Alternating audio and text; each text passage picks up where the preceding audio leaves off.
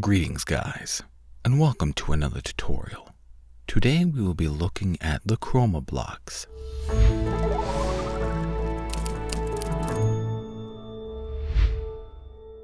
You can find them in the Creative menu in the Blockbuster tab.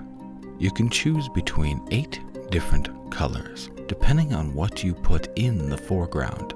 Each of these colors come with a normal Chroma block and a dim variant. The top row stays bright even in the dark, whereas the dim Chroma blocks don't glow at all. What can you do with the Chroma blocks? Well, you can use them to key the background. We'll show you how to do that and how keying works inside Premiere Pro and After Effects in the following videos. In conclusion, a few useful tips. If you use a shader, disable bloom. This makes it easier to key afterwards.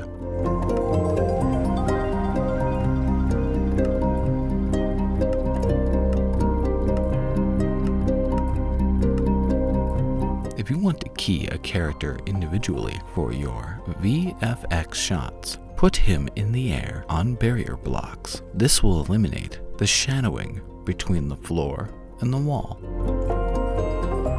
And that's it, we're done. We wish you a lot of fun making creative videos with the Blockbuster mods. See you next time.